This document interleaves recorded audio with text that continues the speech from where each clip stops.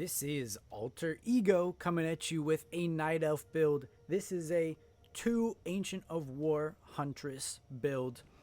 I've made a different video, the 1 Ancient of War Huntress build, but I also like to use this sometimes to put on the extra pressure. Keep in mind, if you are doing a 2 Ancient of War Huntress build, your tier 2 tech is definitely going to be delayed. Some of your upgrades will be delayed, and it is a more serious sort of tier 1 all-in. Not necessarily all-in, but you're investing a lot into these Huntresses, and if they don't work out, you're going to have a rough time afterward trying to transition out of this. For this game, I'm going to focus mainly on just keeping my camera in the base so you can see what's happening. I will provide a link to the build order down below, or I might just put the build order in the description down below. Go down there to check that out if you want to follow along. And I am playing against a computer, so this is like an ideal game. I have no harass, I have no problems, and if things might not work like this exactly in a real game. In a real game, if you are getting harassed or having little battles and you are behind on some of these timings, it's okay. Just keep going in the order listed and it will end up okay. Generally, if you and your opponent are battling, they might also be a little bit behind on whatever they are doing. At the beginning of the game, I send 4 of my Wisps into the gold mine and 1 Wisp to build an altar. I generally start my first Wisp before I even send my Wisps to go do their thing. Let's check it out. Here we go. My first Wisp is building that altar. The first Wisp that comes out of my Tree of Life is going to build a Moonwell. I generally queue up my altar Wisp to go scout my enemy after it's done. And then I have the next Wisp out of my ancient Tree of Life, go to wood, putting them over there. Then I have the next one go to gold, and after that I have the rest go to wood. For this build, you're going to have 7 Wisps on wood, including your Scout Wisp if you don't lose it. If your Scout survives, I usually put it on a tree somewhere on the map so it can collect wood while also giving me some vision. At this point, we're just going to keep queuing Wisps and wait till we hit 160 wood. The reason for that is that once you have 160 wood, you can put down an Ancient of War and your Hunter's Hall at the same time, and they will both finish building at the same time. For my hero, I chose the Keeper of the Grove. It's a good hero for beginners because he can summon treants to help him creep the map before you have units out, and it will take a little time before your first Huntress comes out. Notice I do send my Wisp over to Scout while I'm waiting for my 160 wood, but I'll pop back to the base. We're almost at the 160 wood, and once we get there, the Hunter's Hall will go down, boom, and I will probably pull out a Wisp, oh, there he is, to build my first Ancient of War. Now, as soon as you hit 40 wood, you want to build another Moonwell.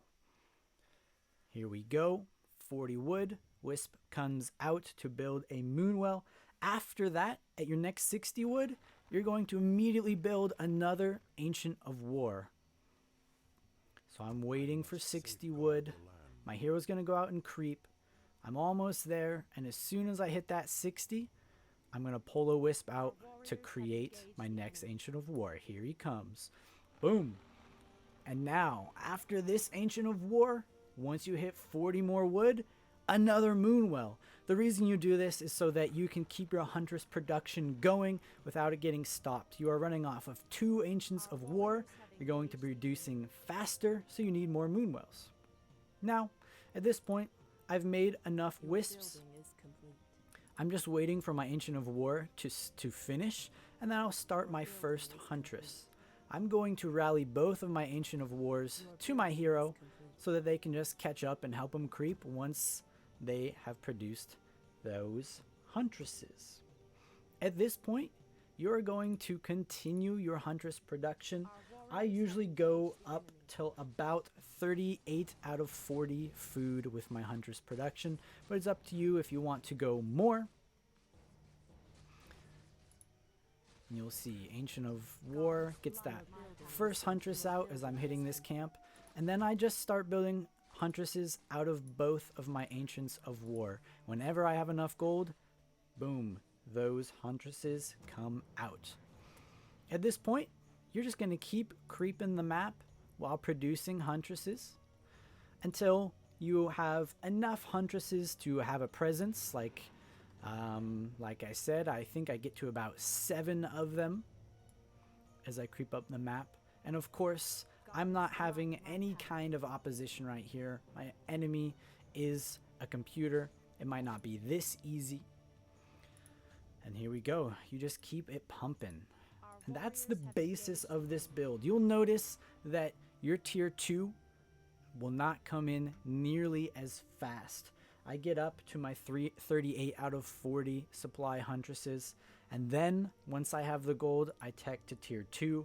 After I start teching is when I start putting down some of those other buildings like my shop building, some Moonwells to make sure I don't get supply blocked, some upgrades, stuff like that. So with this build, your tier 2 will be later, which means your second hero will be later. Your Ultravision comes in later because I choose to wait until later to get that Ultravision. But you will have a bigger mass of Huntresses faster this way. I do suggest once you have 5 Huntresses up to 6 or 7 that you make some kind of run by into your opponent's base, see what they're doing, make some attacks, whatever it is. Now that I'm at 38 of 40 food, by the way, boom, I hit my tier 2 tech. As I'm teching, once I get enough gold, I put down my shop. You don't necessarily need your shop right at the beginning of the game, so this is okay. And I also start researching my Ultravision. Pretty soon here, when I get enough gold, I will also put down another Moonwell. I could choose to start producing a Huntress, then save up gold and put down a Moonwell.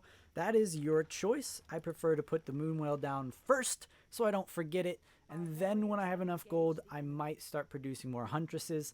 It really depends on what I want to do. Right now, I've got 7 Huntresses. I'm attacking my enemy's base, doing a little poke. If I feel like I want to keep really pushing the Huntresses, then I'll keep making Huntresses.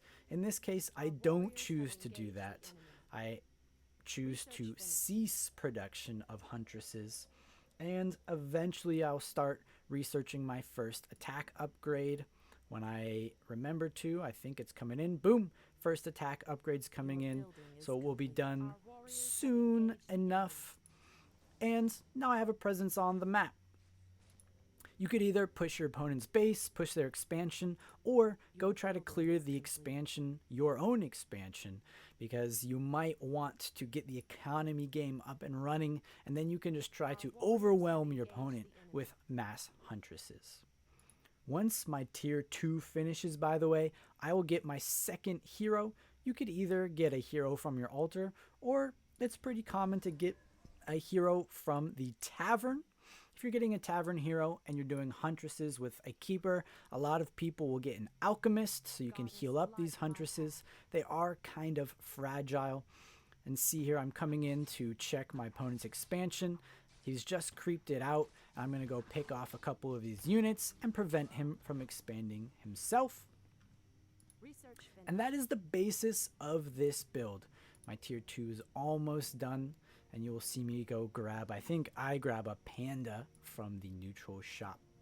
Some things to keep in mind while you are doing this build is you're putting a lot of resources, investing a lot of resources into getting all these Huntresses out fast and in mass. So you really do need to accomplish something with them. If you build all these Huntresses and then you just sort of like passively creep your side of the map, you're not really getting the most value out of this as you can. There's a certain point where Huntresses fall off and they start to not do so well against your enemies. And if you've done this build, you're heavily invested into this. Of course, you can transition out into archers. You've got 2 Ancients of War, so you can switch to archers and start getting them in mass quickly. You could also try to get up your expansion and also get up an Ancient of Lore or an Ancient of Wind. this is just an opener for you. How you transition is up to you. Thanks for watching, and of course, I would love comments or questions down in the comments section. If you have a way to improve upon this build, please, you can put it in the comments. I am not saying that this build is the greatest, best build there is, nor is it a perfect build. I am not a perfect person. I just sort of devised this build based off of other builds that I have seen, and I am always looking to improve myself. Thanks for watching. I hope this helps you out defeating your enemies.